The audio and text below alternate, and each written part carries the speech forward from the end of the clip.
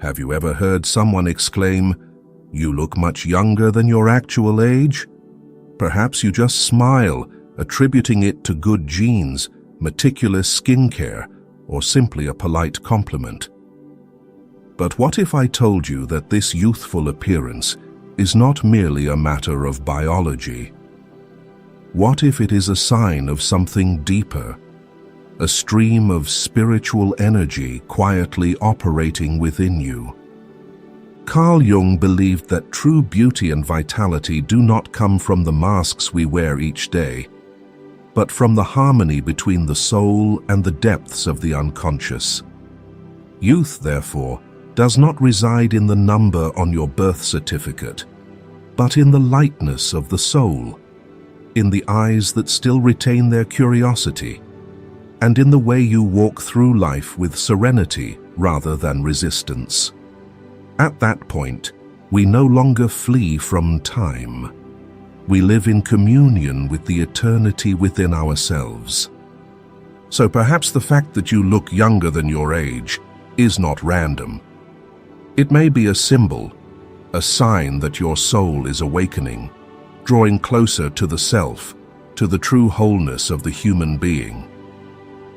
In today's video, the journey you take with us is not merely 9 reasons why you look younger than your age, but also a journey into the unconscious, where youth does not fade, where eternal energy still flows in every breath of yours. Stay until the end, because this journey is also for you to realize. True youth has never been outside of you. It always flows in every breath, every glance, every moment of your presence. Reason 1. You are living closer to the self. In Carl Jung's analytical psychology, the concept of the self is the center of the soul, the totality that encompasses and contains both light and shadow, both consciousness and unconsciousness. Jung emphasized that the self is not merely a part of us, but our very essence in its most complete form, where all the fragmented pieces of the self, after collisions, wounds, and experiences, are finally gathered and unified. And when someone looks younger than their actual age, it may be a sign that they are living closer to the self, meaning they are approaching an inner harmony that very few people achieve. Imagine, when a person has not yet connected with the self, they are like a shattered mirror.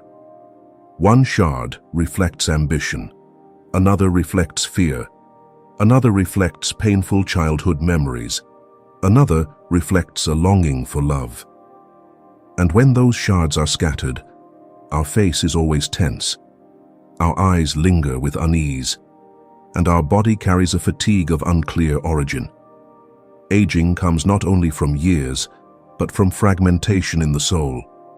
Conversely, the person living close to the self has learned to mend those shards, becoming a whole mirror that reflects transparency and serenity. It is this wholeness that radiates a youthfulness that others cannot explain. Something is fascinating in modern psychological research. People living in conflict, frequently hiding their true emotions or forced to play multiple social roles, are more prone to stress-related illnesses, anxiety disorders, and a significantly faster rate of biological aging than average. In contrast, those who can accept themselves tend to have more flexible bodies, stronger immune systems, and faces with fewer signs of tension. This is very close to what Jung affirmed.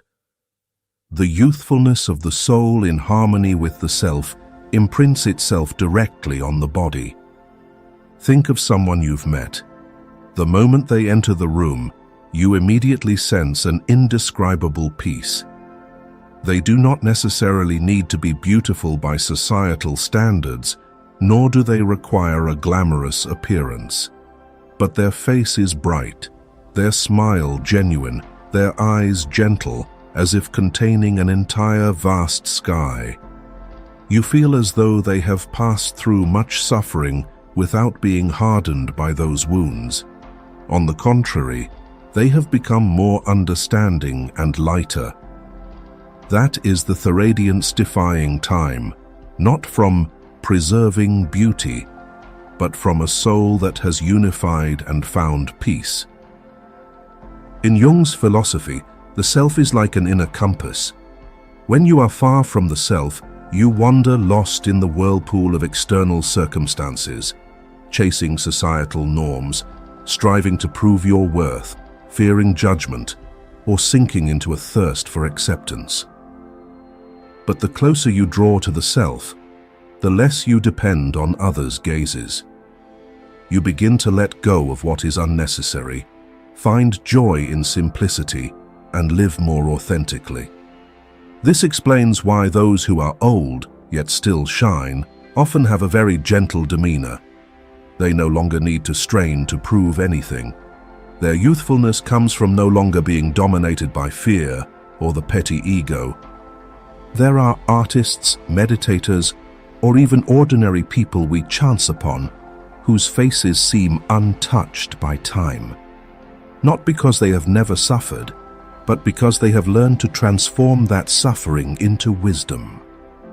We see it in a serene smile, in eyes that know how to listen, in the way they are fully present in every conversation.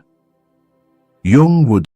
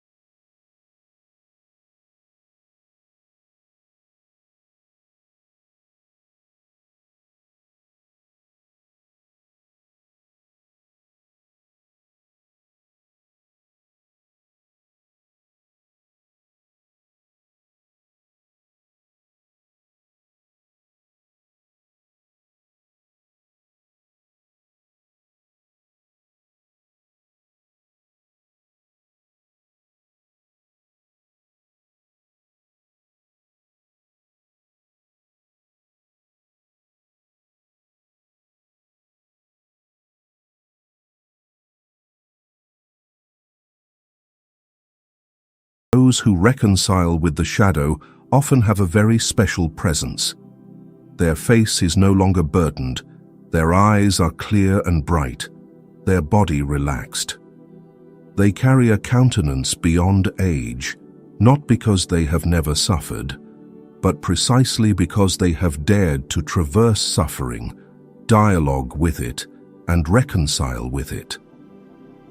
Think of someone you've met who has gone through a broken marriage, a betrayal, or an event that seemed to shatter their life. Instead of resentment, they choose acceptance, learning, and growth from it. Meeting them years later, you are surprised to see them appear younger than before the ordeal. While conventionally, we think trauma ages someone, confronting and reconciling with the shadow instead makes them lighter, more radiant. It is this letting go that restores the energy long trapped within them. Perhaps at this moment, a face, a memory, a moment is flickering in your mind. Hold it for a few seconds and try writing it down in the comments. Sometimes, the story you keep hidden is the key that gives others the courage to step into their own journey. In psychotherapy, there are moments when patients cry like children upon first daring to touch the part they have denied for decades. They recognize the anger they once hid, the fear they ignored, the childhood wound they never acknowledged. After those tears, their face softens, their voice gentles, and others notice a strange change in them, as if they have just youthened. Not younger in years, but in spirit, like thick dust wiped clean, revealing a bright face long obscured. What Jung sought to emphasize is, this youth beyond age does not come from evading the shadow, but from reconciling with it. The more one fears the shadow, the more masks one wears, the faster one ages. You can imagine those who always appear pious, perfect, never admitting flaws. They exude rigidity, closedness, and a face that seems to age prematurely. Meanwhile, those who dare to admit, I too have moments of envy, I too am weak at times, I too have wounds, they radiate lightness, approachability, and authenticity. In art, a painting only gains true depth when it contains both light and shadow. If it's all light, the painting becomes flat, bland. Humans are the same. When you integrate the shadow, your face is no longer soulless but gains depth, magnetism, and that is what makes you look young, not the innocent kind of young, but young with a mysterious sparkle, alluring, captivating others' gaze. In fact, numerous neuroscientific studies have proven suppressing negative emotions increases cortisol levels, the stress hormone, accelerating cellular aging. Conversely, recognizing and processing emotions, allowing feelings like crying, anger, or sadness to surface consciously, helps balance hormones, promotes faster bodily recovery, and even healthier skin. Modern science is confirming what Jung saw long ago. Reconciling with the shadow is not just spiritual work. It is a natural elixir of rejuvenation. And this is the core point. Reconciling with the shadow is a form of rebirth. Each time you confront it, an old part of you dies, making way for a fresh new part to be born. And it is these deaths and rebirths that keep you forever young, for you do not allow yourself to be trapped in the senescence of the soul. Reason 3. You carry the energy of the eternal child archetype. If reconciling with the shadow lightens you and releases once repressed energy, then another manifestation of youthfulness lies in the archetype you embody, that of the eternal child. Jung described this archetype as a fierce life force, always craving freedom, always seeking to explore, always viewing the world with the clear eyes of the first time. Those who carry this archetype are like a flowing stream, never stagnant, never petrified, and it is this fluidity that keeps their countenance fresh. The eternal child archetype is not childishness or naive unreality. It is the spirit of continuous rebirth. A soul that still holds the ability to see beauty in a raindrop, to hear the heartbeat of the wind, and to marvel at the sky even after half a lifetime. Those who carry this energy have a countenance beyond age, because within them, the flow of curiosity and creativity has never closed off. They are not confined by formulas like, adults must be this way or that.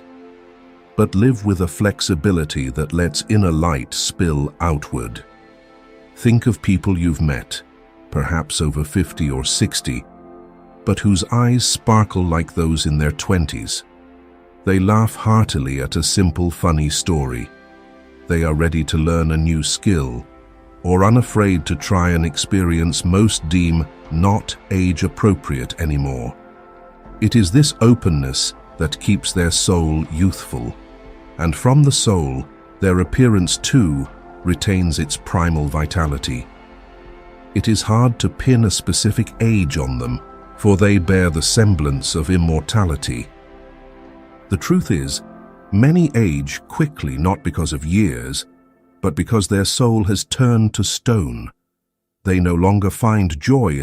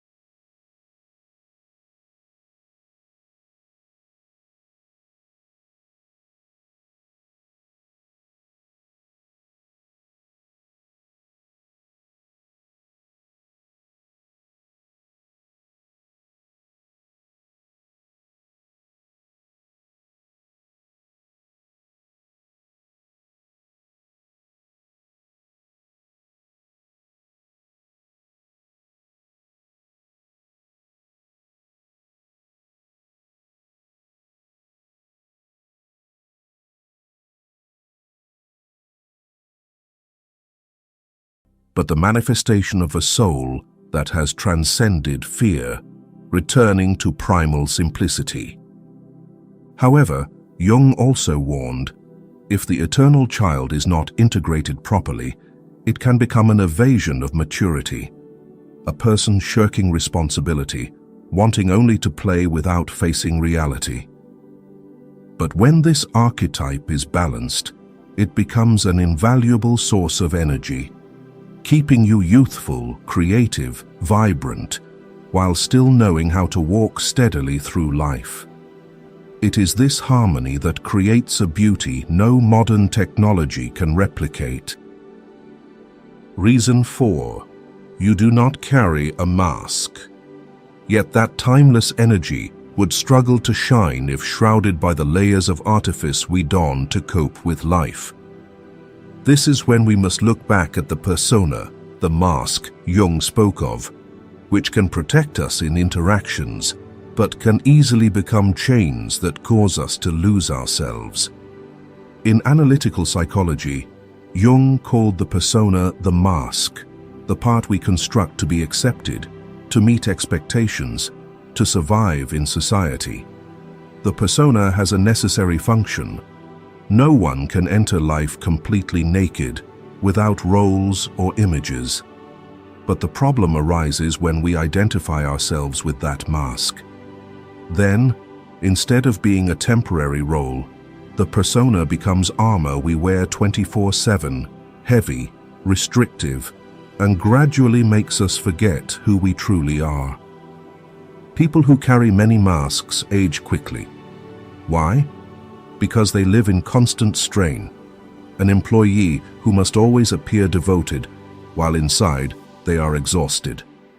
A mother who must play the role of strength while her heart is broken. A man who must seem tough while his fear of being hurt has never been heard. All those masks drain vital energy, etching fatigue onto the face and causing the eyes to gradually lose their spark. Imagine you are wearing a backpack filled with heavy stones. At first, you think it makes you stronger, helps you prove to the world that you can carry the load, that you can endure. But the further you go, the heavier the backpack becomes, bending your back, slowing your steps, shortening your breath. You still try to maintain a normal appearance, but your body and face soon bear clear marks of the burden. Now imagine you decide to take off that backpack, set those stones aside. Suddenly, your shoulders lighten, your back straightens, your steps become agile, and you can smile comfortably, without force. That is the difference between someone living heavily in the persona and someone who does not let the persona dominate. And perhaps right now, you can pause for a moment to listen to yourself.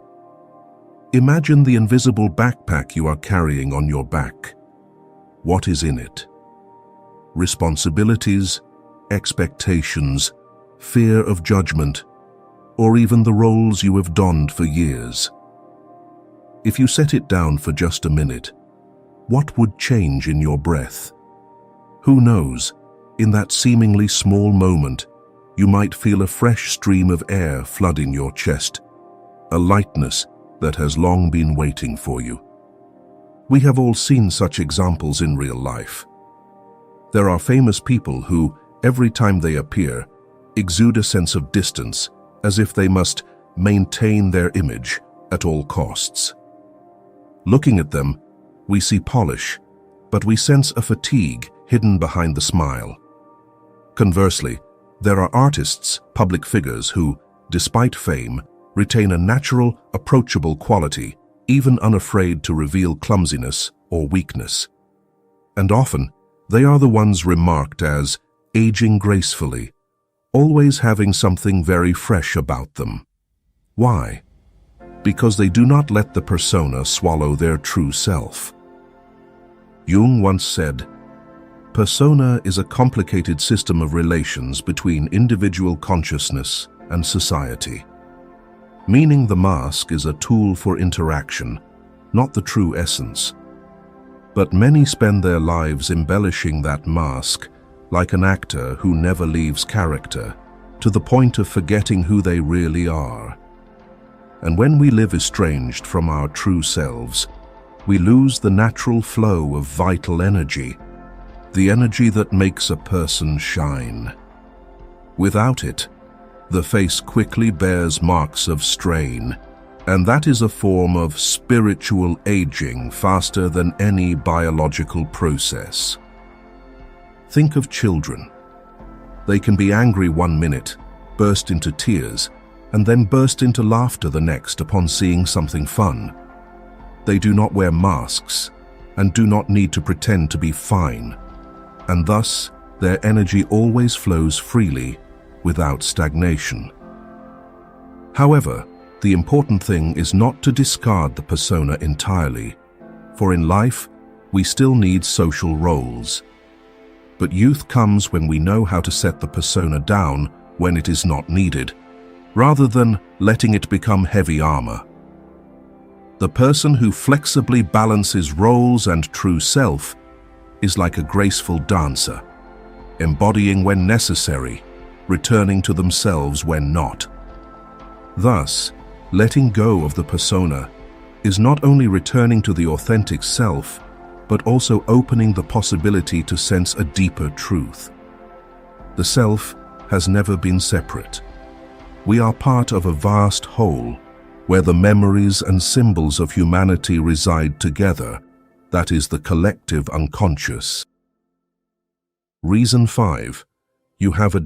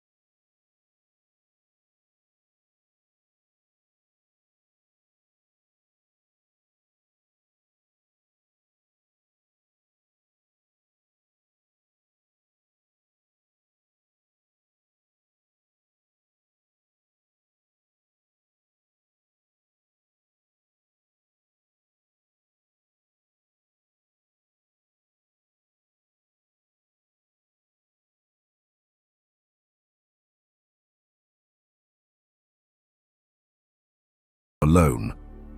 When you believe only I suffer, that sorrow becomes a terrible burden. It gnaws at the mind, constricts the body, etching lines of anxiety onto the face. But when you realize that sorrow is a shared motif, experienced and overcome by millions before you, the burden immediately lightens. The sorrow remains, but it no longer plays the role of solitary tormentor. It becomes a thread connecting you to all humanity. The same happens with joy. If you see joy as a fleeting private moment, it passes quickly, leaving emptiness. But when you see in your smile an echo of smiles across eternity, the mother's smile holding her child, the child's smile at first steps, then that joy rises to another level. It is no longer a fleeting spark, but harmonizes with the light of ages. There is a subtle point Jung emphasized. This sense of belonging does not dissolve us into the crowd. On the contrary, it makes the individual identity less constricted, less defensive. When no longer isolated in sorrow and alienated in joy, the heart opens, the nerves relax, the body escapes chronic alarm, and a less tense body naturally appears younger. In other words, youth is not only biological, but also an effect of deep sharing with collective life. In practice, you can see this sign in those who often turn to nature or have the habit of listening to dreams.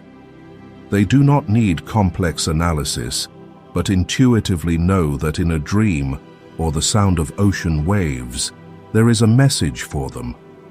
This ability to listen helps them attune the soul, release tension, and keep vital energy from stagnating. In other words, they know how to draw from the underground spring, while others thirst on the surface. We often think youth fades as time passes, but in Jung's view, youth fades mainly when we are imprisoned in isolation, when we think ourselves severed from the common flow. When we touch the shared current again through dreams, symbols, art, nature, or simply empathy with another human, we are replenished with sap. And that sap is not measured in years, but in the openness of the heart and harmony with the whole. Thus, Those who know how to lean on the collective flow are not only spiritually at peace, but their appearance also carries an indescribable clarity. That peace is not weary silence, but vibrant stillness, like a clear lake mirroring the entire sky. And it is precisely that vibrant peace that is the mark of enduring youth. You have journeyed here with us, meaning you have walked with us quite deeply into the path Jung called the way back to wholeness. If you feel something touching your heart, a lightness, perhaps a sorrow illuminated or simply a quiet nod, then I want to send you sincere thanks. For without your presence and listening, these musings would be mere dry words. But the journey does not stop here. Ahead, we will explore even subtler layers, where the limits of the ego gradually dissolve to make way for timeless youth. And the closer we draw to the end, the more you will realize what you seek outside has always flowed within you from the beginning. So stay with us until the end to see the full picture for yourself. And if you wish to continue journeying into the depths of the unconscious like this, a simple subscription, a seemingly small one, becomes the bridge extending this path, so we do not miss each other in the chapters ahead. Reason 6. You have transcended rigid gender archetypes. When the heart has ceased its isolation and found its rhythm in communion with the whole, the journey of inner rejuvenation advances to a deeper layer, the integration of anima and animus. According to Jung, the anima is the feminine aspect in the soul of a man, symbolizing intuition, gentleness, the capacity to feel and connect. Conversely, the animus is the masculine aspect in the soul of a woman, representing reason, steadfastness, directional strength, and action. They inherently coexist in every person, regardless of biological gender, as two poles of a single energy current. But society, over thousands of years, has erected narrow frames. Men must be tough, rational. Women must be gentle, always putting others first. These archetypes seem to maintain order, but in reality, they distort the natural essence of the soul. The consequence is that people become imbalanced. We not only age in the soul, but also etch that aging onto our appearance. Conversely, when these two principles are harmonized, inner friction diminishes. The nervous system eases from constant vigilance, the facial muscles relax, and this manifests immediately in the countenance.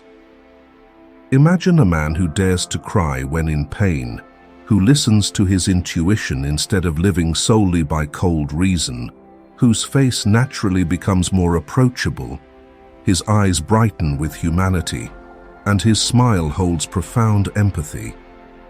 Or a woman who knows how to set boundaries, who dares to say no when needed.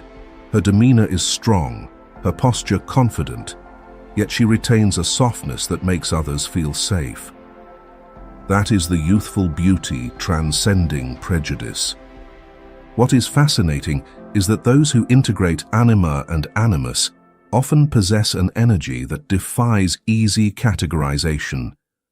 You cannot box them into conventional gender labels. They have the diversity of emotion and the depth of reason. Meeting them, you feel as if standing before a stream that is both serene and fierce, both nurturing and capable of shattering chains. You may notice that great leaders, artists, or inspirational figures often appear younger than their true age.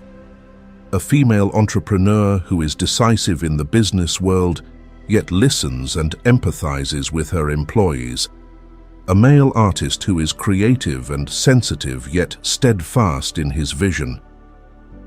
They do not play a single role according to societal molds, but allow both masculine and feminine energies to flow within them.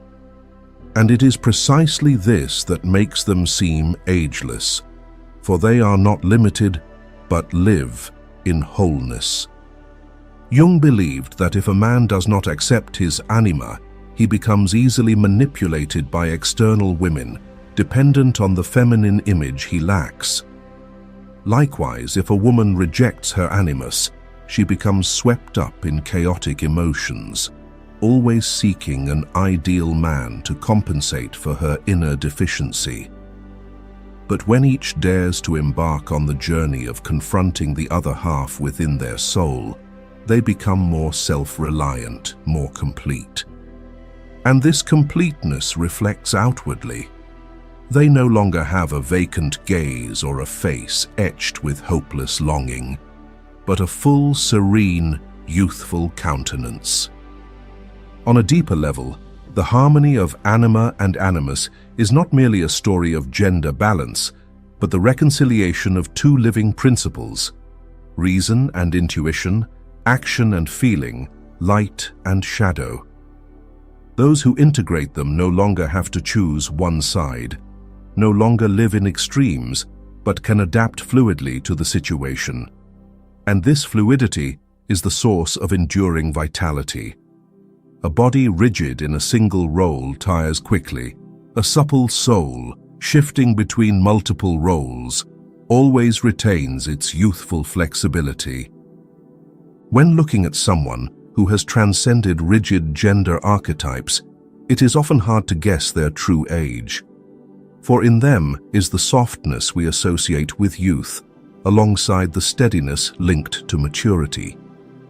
They seem both to have journeyed far and to still be at the beginning.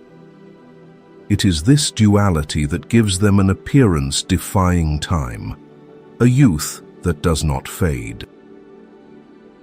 Reason 7. You live by intuition, symbols, and dreams, and when those opposing principles have been harmonized within, a person begins to open another door, the door to the subtle world of intuition, symbols, and dreams, where the unconscious whispers in its own language, nourishing a source of vitality that pure reason can never touch. Carl Jung called dreams the little door to the unconscious, and symbols the language of the soul. For him, intuition is not random vagueness, but a higher sense, where the mind connects to information that reason cannot grasp. When you live by intuition, heed symbols, and let dreams become your guide, you are allowing the soul to breathe in its natural space. And this very act preserves in you a special vibrancy, flexibility, and youthfulness. Imagine two types of people. The first lives solely by reason, always calculating, always needing concrete evidence, always seeking control. They are like someone walking through a forest, fixated only on a paper map, tense with fear of going astray. The second uses intuition, pauses to listen to the wind's whisper, the scent of earth, and the light filtering through leaves. They walk while feeling, allowing the world to lead. The second is often serene, adaptable, with a naturally confident demeanor, and that is a sign of youth. Those who live by dreams often have an unusually bright gaze. Why? Because they know that each night the soul sends them a letter in images. They do not ignore it, nor dismiss it as nonsense, but let it become their compass.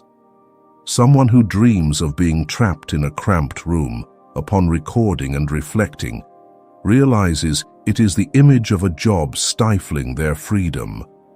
When they dare to change, not only does their life break free, but their face also brightens, and the wrinkles of anxiety fade. Dreams, if heeded, become a potent elixir of rejuvenation, for they liberate us from impasses we do not recognize in waking life. Symbols work the same way. Someone who encounters the image of a circle, mandala, in meditation and instinctively feels peace. They cannot explain it logically, but the unconscious knows. The circle is the image of wholeness. Each return to this symbol relaxes their body, steadies their heartbeat. Over time, this peace imprints outwardly, creating a youthful, healthy countenance. When you allow symbols to nourish you, you connect to a layer of vitality beyond age. Intuition is what most people neglect. In modern society, we are taught to trust data, evidence, and processes. But intuition, the knowing without thought, is what keeps us flexible and alive. Those who live by intuition do not expend excessive energy on hesitation or over-control. They often move in rhythm, arrive at the right place, speak the right words. This energy conservation makes them less stressed, less fatigued, and thus appears younger. In reality, some always heed their inner sense. When a relationship feels off, they step back before the wound deepens. When an unexpected opportunity knocks, they seize it despite lacking full data. The result is that their life unfolds with novelty, and they retain the enthusiasm of youth. Meanwhile, those relying only on logic often get stuck in cycles of calculation and delay, their demeanor quickly becoming weary. On a deeper level, living by intuition, symbols, and dreams is how you allow the unconscious to accompany you rather than relying solely on the small ego. You do not need to shoulder every answer alone, for you trust that the answers are already within, needing only the channel of listening to be opened. This trust brings a state of ease, and that ease is the most natural anti-aging remedy. When you live by the language of intuition and symbols, you carry a unique beauty, unforced, not fighting age, but a countenance emanating from harmony with your deepest essence. Such people often leave others wondering, why do their eyes always shine like that? The simple answer, because they are not trapped in the rigidity of reason, but living in the miraculous flow of the unconscious. If you have journeyed with us this far, perhaps you have sensed the most important thing. Youth is not a destination to cling to, but a state growing within you each time you live true to yourself. Appearance is merely the surface reflecting a silent process. Each day you force less, strain less, flee less, and expand space for clarity, gentleness, and courage. Before concluding, ask yourself,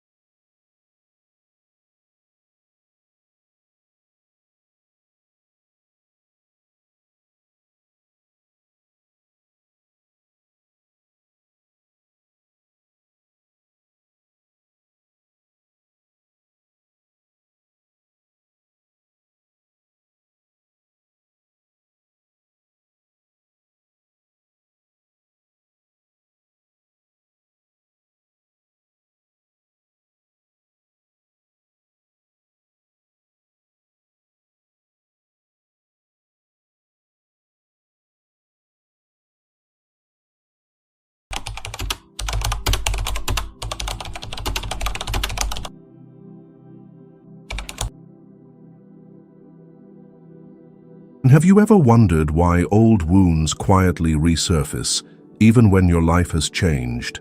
A careless remark, a distant glance, a sudden memory, and everything you thought you had forgotten comes rushing back, raw and intact. Carl Jung, who dedicated his life to exploring the forgotten depths of the human mind, never saw these moments as a sign of weakness. He believed they were messages from the deepest layers of the soul, reminders of things that have not yet been heard, understood, or accepted. Today's video won't offer you a formula to escape your pain. Instead, we'll step into a spiritual principle Jung left behind.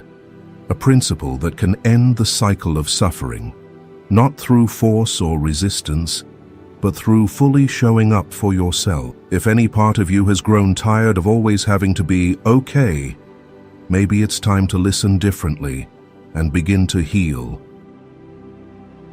Number 1. The deep roots of suffering. Suffering is an inevitable part of life, but in Carl Jung's view, it is not merely the result of external events. It arises from deep internal conflicts, where the human mind, with its unspoken expectations and quiet need for control, clashes against the rough, unpredictable nature of reality. Since the dawn of consciousness, humans have carried a desire to shape their circumstances. We want the world to treat us a certain way. We want the people we love to stay, for our efforts to guarantee success, for injustice to spare us. These wishes are not wrong, but they carry an unresolvable paradox. The world has never promised to meet anyone's expectations. When reality falls short, the mind, like a confused musician struggling to keep rhythm with an unfamiliar song, begins to wrestle with what is. From that struggle, pain is born. The mind's first instinct is to resist what it doesn't want. Like a river dammed, emotional energy builds up and spills over as anger, despair, and sorrow. We do not suffer only because of what happened, a breakup, a betrayal, a failure, but also because of the reality that could not come to be. Jung emphasized that psychological pain does not come from objective reality, but from the inner conflict between what we desire and what simply is. Someone who loses a great love may spend months, even years, battling hopeless questions. What if I had acted differently? What if they had loved me enough? These questions do not seek real answers. They are the mind's way of refusing to accept what has already happened.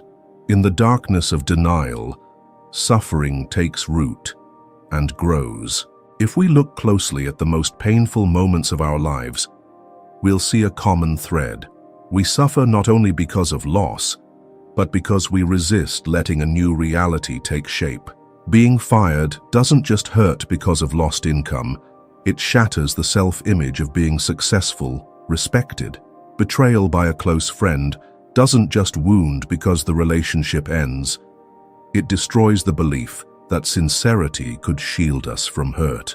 The mind clings desperately to an idealized world it built, and when that world collapses, instead of letting go, it struggles to piece it back together, not realizing that the struggle itself prolongs the pain. The human mind, as Jung described, is a complex landscape where unconscious forces constantly move.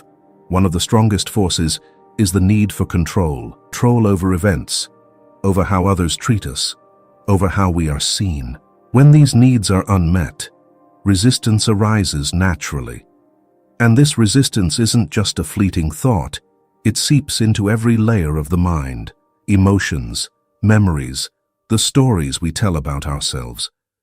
Here, a paradoxical truth appears. Suffering lingers not because reality is too cruel, but because we refuse to let go of our expectations about it. Imagine someone experiencing betrayal in love. At first, there's shock and disbelief, but if you look closely, you'll see a repetitive loop. The mind replays every moment, every missed sign, every wrong choice. It constructs 1,000 hypothetical scenarios, each one a fresh cut. In reality, the betrayal happened once, but in the mind, it happens over and over again. The pain endures because the mind refuses to accept that betrayal is now part of an unchangeable past. Jung saw this self-imposed bondage with piercing clarity.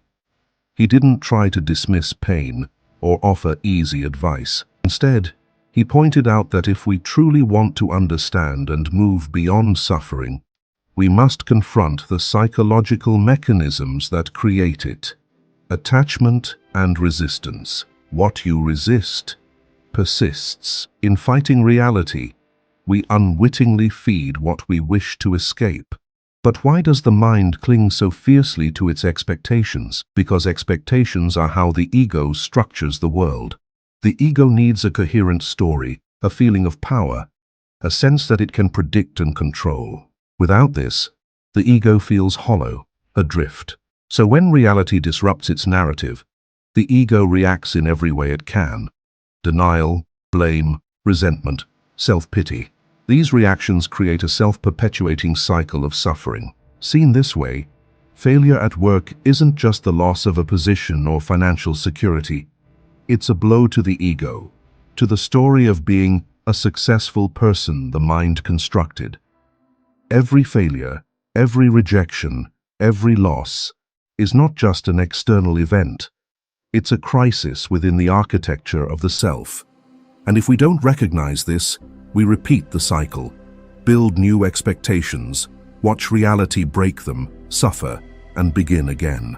Jung believed that understanding this mechanism of suffering is the first step toward ending the cycle. But this understanding isn't born from rational thought alone. It demands deep reflection, the ability to observe the mind honestly,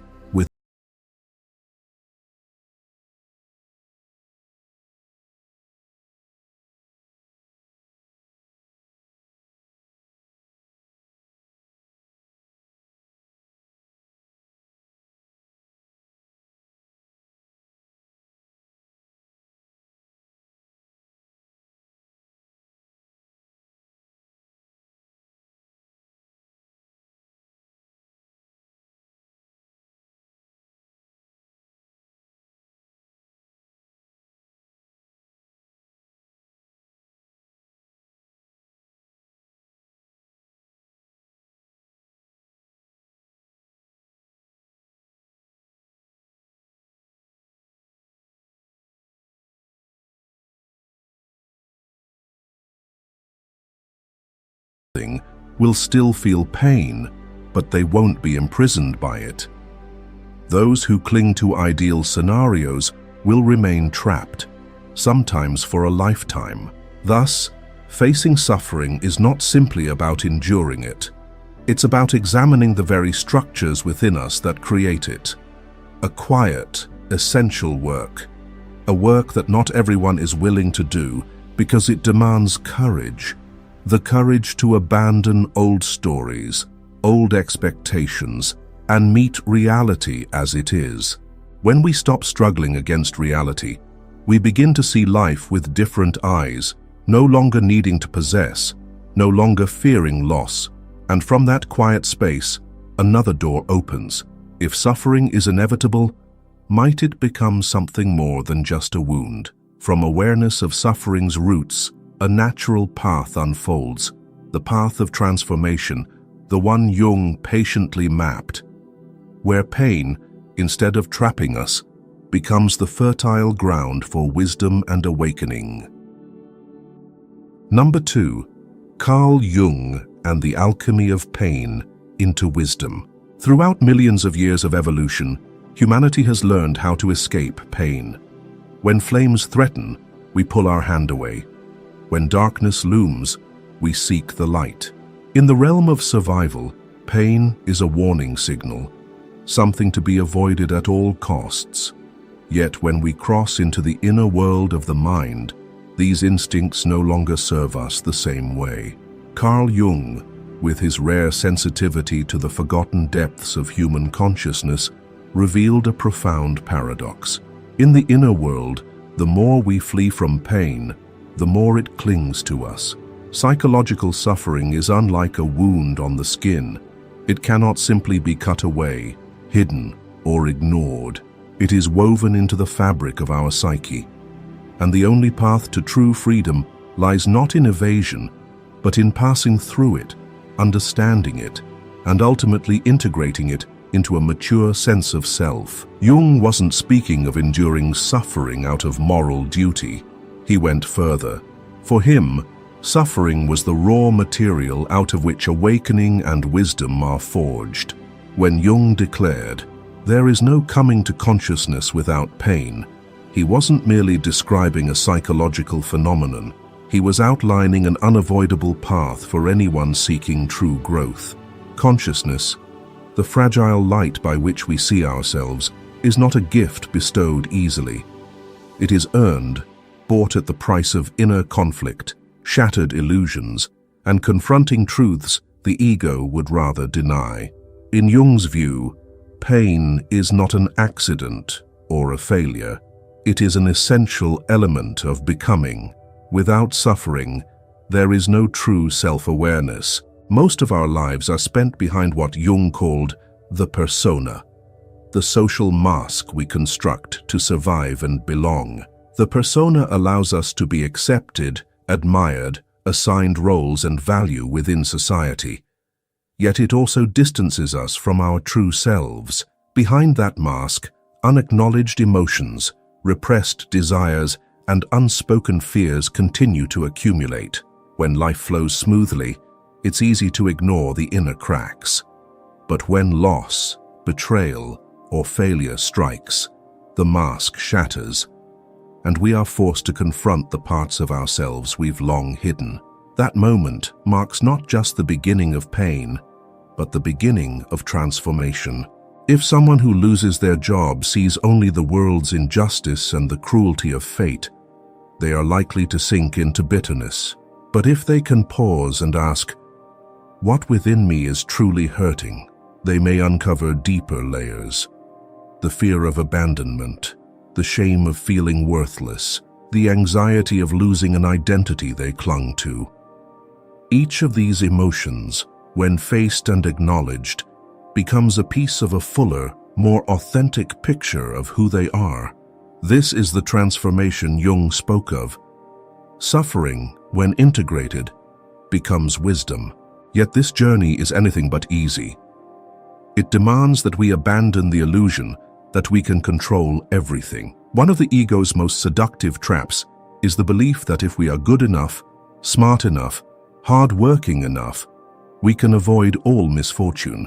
When reality shatters that illusion, many respond not by surrendering, but by clinging tighter, through self-blame, resentment, or denial. It's this resistance that prolongs pain. Like someone sinking deeper into quicksand, the more they struggle, the mind that resists reality entraps itself in suffering. Jung suggested that the first step to breaking free is radical acceptance of reality, not a passive resignation, but a conscious surrender of our fight against what cannot be changed. When we stop battling reality, the energy wasted on anger, fear, and denial is released. Only then can we focus on the one thing we truly can control: our response. In real life, this kind of transformation doesn't happen overnight. A person betrayed in love might spend months, even years, moving through layers of emotion, rage, grief, loneliness, and ultimately acceptance and forgiveness, not just toward others, but also toward themselves. In each emotional layer, if they are courageous enough to pause and listen, they will find deeper truths, unrealistic expectations, unhealed wounds of self-worth, ancient fears of abandonment. It is here that another of Jung's paradoxes emerges. Pain, when accepted, ceases to be an enemy to be eradicated and becomes a teacher. What once shattered us also reveals depths we could never have otherwise reached. So the real question becomes, is suffering truly our enemy, or is it the doorway through which we must pass to become our truest selves? Going even further, Jung emphasized that personal pain is part of a much larger human story. In our suffering, we are not alone. We touch the pain of countless generations who have loved, lost, despaired, and hoped. Acknowledging this connection doesn't lessen the pain, but it lifts us out of isolation and links us to something greater than ourselves. When someone sits in the dark night of the soul, feeling broken, perhaps somewhere, A soft breeze carries the whisper of thousands of hearts that have once broken and healed. Have you ever wondered, could your darkest moments be less of an ending and more of a hidden beginning? Transforming pain into wisdom doesn't mean rationalizing or justifying what happened. It doesn't mean dressing up suffering in cold philosophical theories. It means recognizing with brutal honesty that every experience, no matter how cruel, carries within it a seed of growth, if we are brave enough to let it take root. Carl Jung understood that this journey is lonely, but it is also the only path to true inner freedom. Only after traversing the deepest valleys can we truly appreciate the grandeur of the mountains, and only by fully facing our own darkness can we genuinely embrace the light. Once we realize this, the question is no longer, why am I in pain? But what will I do with this pain? The answer to that question shapes not only the quality of our lives, but the depth of our soul's maturity. Eventually, as we begin to notice how unexamined pain repeats itself in cycles, we are naturally led to a deeper truth: the unconscious mind's role in perpetuating suffering. That discovery marks the next doorway on the path of self-understanding, where we begin to see how the unconscious scripts our pain until we choose to awaken. Number 3. The unconscious and the automatic repetition of pain. There's a hidden truth often lost amid the noise of modern life. Our lives are not as governed by free will as we like to believe. Even when we think we're making choices, most of our daily actions, reactions, and emotions are carried along invisible currents shaped deep within us. Currents that Carl Jung called the unconscious. We don't so much live our lives as we are lived by patterns imprinted long before we were old enough to know we had a choice. Jung didn't see the unconscious simply as a warehouse of forgotten memories or repressed desires, as Freud once described. For him, it was a living, active force, carrying both primal wisdom and unexplored shadows. His famous quote, "Till you make the unconscious conscious, it will direct your life and you will call it fate," wasn't just a warning. It was an invitation. Without bringing light into the unconscious, life ceases to be a creative journey and becomes little more than a relentless replay of old, unhealed wounds. From our earliest years, we begin to store unresolved emotions and overwhelming experiences deep in the unconscious. A child cannot make sense of neglect, scolding, or rejection. It can only record those experiences as absolute truths. Out of this, emotional patterns form: fear of abandonment, feelings of unworthiness, the belief that love always comes with pain. These patterns don't simply exist, they quietly, persistently drive the course of our lives. The unconscious doesn't seek happiness, it seeks familiarity.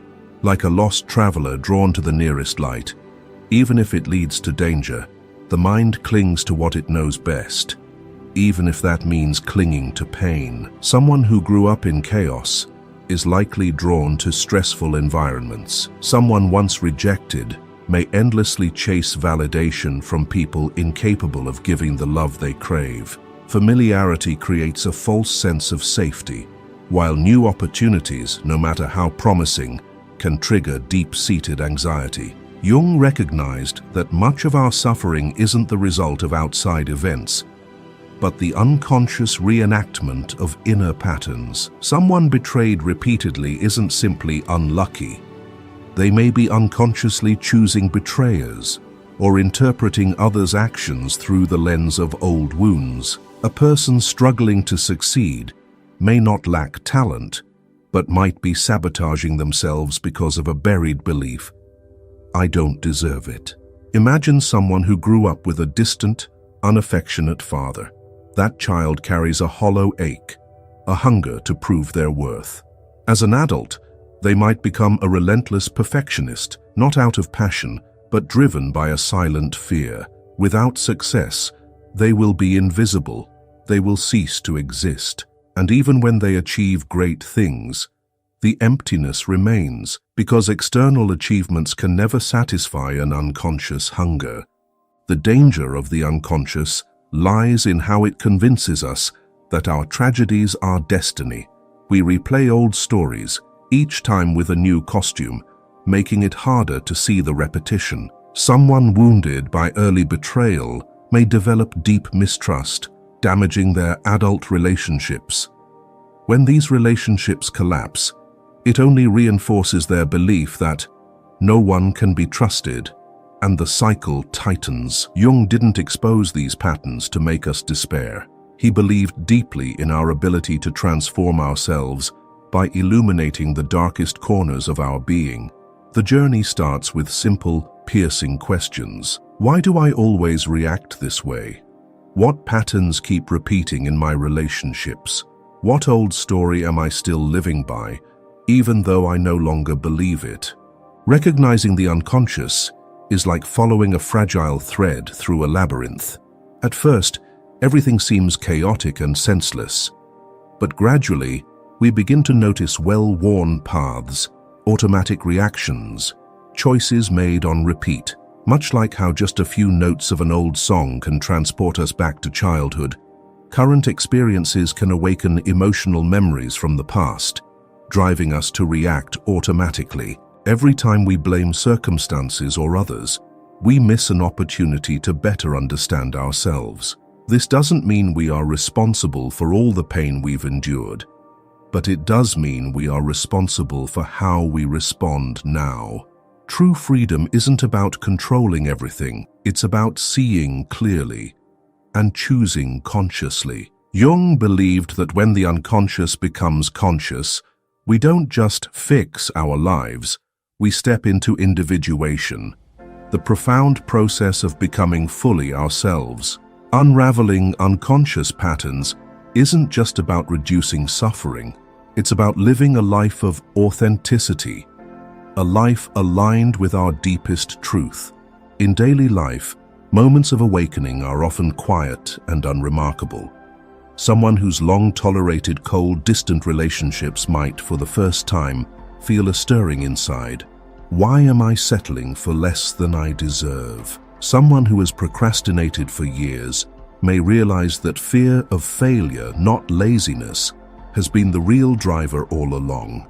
We don't need to heal every wound before we can live differently. Sometimes, simply recognizing a pattern, simply asking a question, is enough to begin loosening its grip. Honest, persistent self-inquiry can chip away at the thick walls of the unconscious, letting the light of awareness seep in. In a world that urges us to react quickly and think simply, pausing to face the deeper currents within ourselves is an act of rare courage.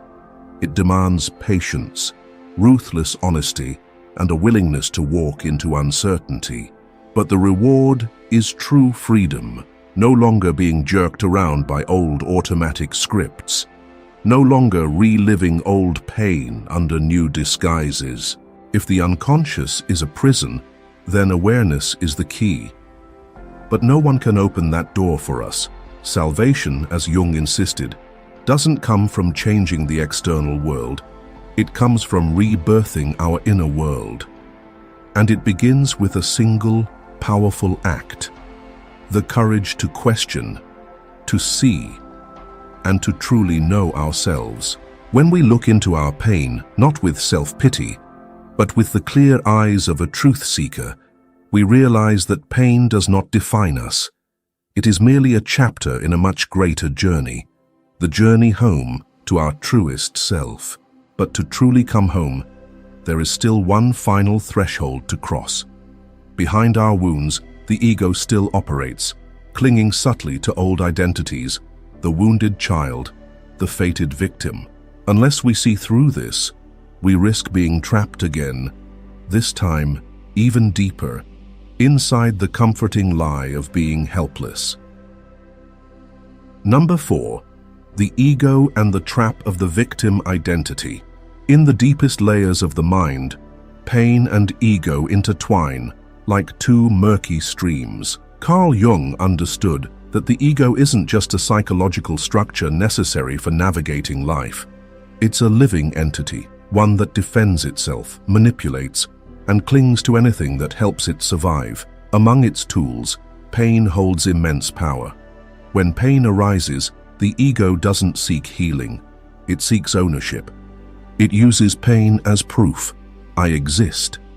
I have every reason to feel this way. I am justified in resenting the world. The ego can't distinguish between real pain and an identity built around suffering. It only knows that as long as we feel hurt, we are someone. This is one of life's bitter paradoxes. Sometimes we hold on to pain, not because we want to, but because we're terrified that without it, we would have nothing left to cling to. The woman betrayed by her lover keeps recounting the story years later, as if each retelling reaffirms, I was right to suffer.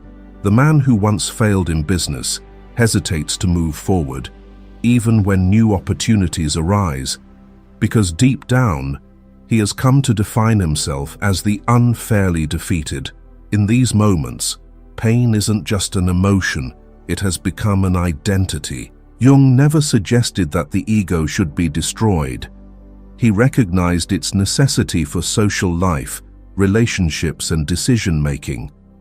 But he also warned that if we aren't aware of the games it plays, we become trapped in roles we don't even realize we are playing. Among them, the victim role is one of the most seductive. As a victim, we are excused from responsibility. We can blame circumstances, other people, the past, anything but ourselves, rather than face the hard truth that maturity demands. We alone are responsible for how we respond to what happens to us. Jung observed that most long-term suffering isn't caused by the original event itself, but by the way the ego spins a story around it. A betrayal hurts not only because of the act itself, but because the betrayed one constructs new beliefs. I can never trust anyone. I am always abandoned. These beliefs take root deep in the unconscious, feeding daily on memories, fears, and imagined betrayals, growing stronger and more tangled with time. Have you ever found yourself sitting quietly, thinking about a sorrow from years ago, and realizing that the pain still feels fresh, maybe even sharper? It's not because the memory is too powerful. It's because the ego has been secretly nurturing it all this time, replaying the same old story in the background. The real question is, if you stopped telling that story, if you no longer defined yourself by that wound, what would be left? A hollow emptiness? Or an unfamiliar kind of freedom? Jung believed that the first step to breaking free isn't to deny the pain, but to recognize how the ego uses it. To do that, we must practice the hardest thing: observation. Not from within the drama, but from a place outside it, where thoughts, emotions, and painful stories can be seen simply as phenomena, like clouds drifting across the sky, not the sky itself. A person angry over an insult might ask, who is angry here? Am I truly hurt? Or is it just my ego reacting to a bruise? Someone grieving a loss might wonder, am I mourning love lost? Or is it my ego refusing to accept the changed reality? Even then, letting go doesn't happen overnight. The ego is stubborn. It will whisper that without your pain, you'll be forgotten, dismissed, or hurt again. It will tempt you to retell the old stories, seek sympathy, and demand justice from those who are no longer listening. Clinging to pain, even when it hurts, is easier than facing the terrifying emptiness that letting go seems to reveal. Imagine someone sitting by a stream, clutching a heavy stone against their chest. The cool water flows by, inviting them to release and move with the current, but they cling tighter to the stone, afraid that letting go would mean losing part of themselves. In truth, It is the stone that keeps them from stepping into the water, from flowing with life's natural rhythms. Only when we surrender these old roles can we meet our true selves. A self that no longer needs to prove anything, no longer needs to live in the shadows of old pain. But to meet that self, we must pass through emptiness, through the fear of losing who we thought we were. Sometimes, letting go doesn't come from a decisive moment, but from a slow, quiet exhaustion. A woman who spent years fighting to prove she was wronged wakes up one day and simply no longer cares. Not because justice was served, but because she sees that clutching her pain only prolongs her suffering. A man who spent a lifetime resenting his parents eventually falls silent, not because the bad memories disappeared, but because he realizes that holding on to resentment is just another form of captivity. Have you ever asked yourself, if today you gave up every story about who hurt you, how would your life change? Would you feel empty or free? Would you still know who you are if you were no longer the one who suffered? Carl Jung never promised that this path would be easy. He simply pointed out that if you dare walk through that door, what awaits is not emptiness, but wholeness. A life no longer ruled by emotional turbulence, no longer dependent on outside validation. A quiet, vibrant peace, like the stream itself, alive, flowing, needing no justification. When you understand the workings of the ego and the victim role, something extraordinary happens. The world loses its power to wound you as it once did. Others may disappoint you. Life may fall short of your hopes. But you are no longer trapped in the old cycles. You are no longer defined by what happened to you. You live from the inside out, not the outside in. And when you are brave enough to stop fighting the ego, not by anger, denial, or blame, but by simply feeling, a new door opens. It leads to a deeper principle, no longer resisting pain, but allowing it to move through you fully. No defense, no storytelling, no grasping, just the living experience of it. Like a passing wind, a season of rain, a necessary part of life. And that ultimately is the final lesson we will discover together. Number 5. Cease resisting pain, learn to feel it fully. Carl Jung pointed out a profound paradox on the journey of inner growth. Pain, the very thing we strive to avoid at all costs, is in fact our deepest teacher. In Jung's view, true maturity is not a straightforward march into the light, but an unflinching confrontation with the darkness, the parts of ourselves we would rather not admit, feel, or acknowledge. Many believe enlightenment means reaching a state of eternal peace, but Jung challenged that notion. Enlightenment, he said, is not about imagining light, but about making the darkness conscious. It's only when we stop resisting pain, when we sit silently with our shadows, that the cycle of suffering truly begins to break. Instinctively, humans fear negative emotions. We grow up in cultures that champion staying strong, thinking positive, and looking on the bright side. But Jung saw through these glossy slogans to something more honest. Every attempt to deny pain merely buries it deeper in the unconscious, where it festers and grows stronger, silently influencing our lives. Emotions we reject don't vanish. They go underground, lying in wait until they resurface in ways we can no longer control. Think of the mind as a house with many rooms.